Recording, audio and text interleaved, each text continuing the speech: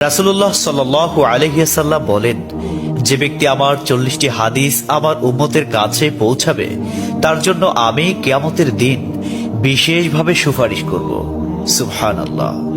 Number 2, মানুষের মধ্যে যারা মৃত্যুকে বেশি করে স্মরণ করে এবং তার জন্য প্রস্তুতি নেয় তারাই সবচেয়ে বুদ্ধিমান।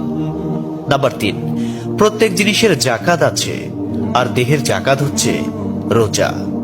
নাম্বার 4, যে তার সময় আল্লাহর জন্য ব্যয় করে না তার জন্য জীবন অপেক্ষা মৃত্যু শ্রেয়। নাম্বার 5, যারা সব সময় ইস্তিগফার তথা ক্ষমা প্রার্থনা করে তাদের সাথে উঠা বসা করুন, কেননা তাদের হৃদয় সবচেয়ে কোমল হয়। নাম্বার 6, তুমি যত সিজদা দিবে আল্লাহ তত গুনাহ তোমার মাফ করে দিবেন। সুবহানাল্লাহ। নাম্বার 7, সূরা ফাতিহা প্রায় 1000 রোগের ওষুধ। নাম্বার 8, হাতের তালুতে জ্বলন্ত আগুনের কয়লা রাখলে যেমন কষ্ট হবে তার চেয়ে বেশি কষ্ট হবে শেষ জামানায় ঈমান রাখতে। নাম্বার 9, রোজাদারদের জন্য প্রতিদিন জান্নাতকে সুসজ্জিত করা হয়। সুবহানাল্লাহ। নাম্বার 10, রাসূল সাল্লাল্লাহু আলাইহি ওয়াসাল্লাম বলেছেন, কিয়ামতের দিন সব নবীর চেয়ে আমার উম্মতের সংখ্যা বেশি হবে এবং আমি সর্বপ্রথম জান্নাতের দরজা খুলব। সহিহ মুসলিম, হাদিস নম্বর 196। 11, যে ব্যক্তি রোজা রাখা অবস্থায় মারা যাবে আল্লাহ তাকে কিয়ামত পর্যন্ত সকল রোজার সওয়াব দান করবেন। সুবহানাল্লাহ। নাম্বার 12, যে ব্যক্তি ফজরের নামাজ আদায় করল সে আল্লাহর হিফাজতে চলে গেল। নাম্বার 13, রাসূলুল্লাহ সাল্লাল্লাহু আলাইহি ওয়াসাল্লাম বলেছেন, রোজা ও কোরআন কিয়ামতের দিন মানুষের জন্য সুপারিশ করবে। মুসনাদে আহমদ, হাদিস নম্বর 6626। 14, নবীজি বলেছেন, রোজাদারদের জন্য সবচেয়ে বড় খুশির সংবাদ হলো হাসরের মাঠে আল্লাহ সবার আগে রোজাদারদের সাথে সাক্ষাৎ করবেন।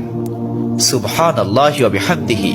15, যখন রমজান আসে তখন জান্নাতের দরজাসমূহ খুলে দেওয়া হয়। 16, রাসূলুল্লাহ সাল্লাল্লাহু আলাইহি ওয়াসাল্লাম বলেন, যখন কোনো বান্দা আল্লাহর দিকে দুটি হাত উঠায় তখন তিনি তা ব্যর্থ বা শূন্য ভাবে ফিরিয়ে দেন না। তিরমিজি, হাদিস নম্বর 502। 17, হযরত মুহাম্মদ সাল্লাল্লাহু আলাইহি ওয়াসাল্লাম বলেছেন, একটি খেজুরের অর্ধেক হলেও দান করে জাহান্নামের শাস্তি হতে নিজেকে হেফাজত করো। সহিহ বুখারী, হাদিস নম্বর 6023। প্রিয় ভাইরা, নাম্বার 18, যদি ভালো হতে চাও তবে সর্বপ্রথম মিথ্যা বলা ছেড়ে দাও। 19, তুমি যখন রাস্তা দিয়ে যাও তখন আল্লাহর নামে জিকির করো, কারণ হাসরের দিন ওই রাস্তা তোমার নামে সাক্ষ্য দিবে। 20, তোমরা সব সময় উযু করো, কারণ কিয়ামতের দিন যারা উযুকারী তাদের হাত পা উজ্জ্বল থাকবে। সুবহানাল্লাহি ওয়া বিহামদিহি।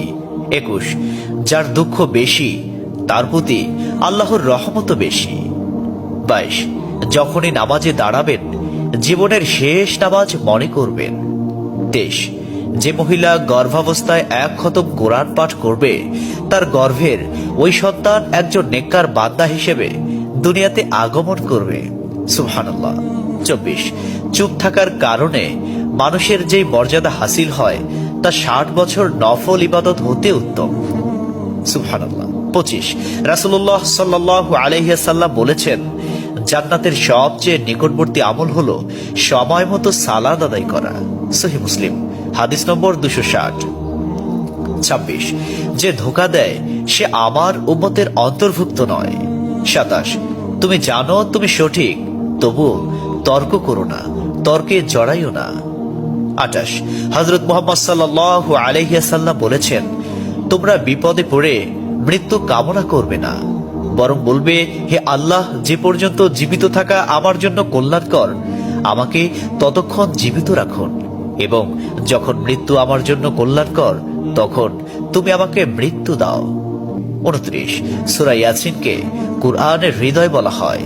30, হযরত মুহাম্মদ সাল্লাল্লাহু আলাইহি ওয়াসাল্লাম বলেন, মায়ের একটি কষ্টের নিঃশ্বাস 7টি দোজখের চেয়েও ভয়ঙ্কর, আর একটি সুখের হাসি 8টি বেহেশতের সমান। সুবহানাল্লাহ। 31, যে অন্যের বাবা মাকে গালি দিল সে যেন নিজের বাবা মাকেই গালি দিল। 32, রাসূলুল্লাহ সাল্লাল্লাহু আলাইহি ওয়াসাল্লাম বলেছেন, আমি যা জানি তোমরা যদি তা জানতে পারতে তবে নিশ্চয় খুব কম হাসতে এবং খুব বেশি পরিমাণে কাঁদতে। 30, মানুষ যদি মৃত ব্যক্তির আর্তনাদ দেখত এবং শুনতে পেত তাহলে মানুষ মৃত ব্যক্তির জন্য কান্না না করে নিজের জন্য কাঁদত। 34, মহানবী সাল্লাল্লাহু আলাইহি ওয়াসাল্লাম বলেছেন, সূরা ফাতিহা তোমরা ধীরে ধীরে পাঠ করো, কারণ মহান আল্লাহ নিজে তার জবাব দেন। সুবহানাল্লাহ। হাদিস সূত্র মুসলিম 910। 35, রাসূলুল্লাহ সাল্লাল্লাহু আলাইহি ওয়াসাল্লাম বলেছেন, কিয়ামতের দিন যে জিনিসটি মুমিনদের পাল্লায় ভারী হবে সেটি হচ্ছে সুন্দর চরিত্র, আখলাক। আবু দাউদ হাদিস নম্বর 4101। 36, কবরের ভিতরের প্রথম চাপ পৃথিবীর সকল কষ্টকে হার মানিয়ে দেবে। 37, হযরত মুহাম্মদ সাল্লাল্লাহু আলাইহি ওয়াসাল্লাম বলেন, যে ব্যক্তির অন্তরে এক সরিষা দানা পরিমাণ অহংকার থাকবে সে জান্নাতে প্রবেশ করতে পারবে না। সহিহ মুসলিম হাদিস নম্বর 91। 38, কিয়ামতের দিন ওই ব্যক্তির জন্য সুপারিশ করা হবে যে প্রচুর শীত উপেক্ষা করেও ফজরের নামাজ আদায় করল। 39, নিশ্চয় মহান আল্লাহ নম্র, তিনি নম্রতাকে পছন্দ করেন। তিনি নম্র স্বভাবের লোকদেরকে যা দান করেন তা কঠিন স্বভাবের লোকদের দান করেন না। আবু দাউদ হাদিস নম্বর 4807। 40, কবর মানুষকে দিনে 70 বার স্মরণ করে এবং ডাকে।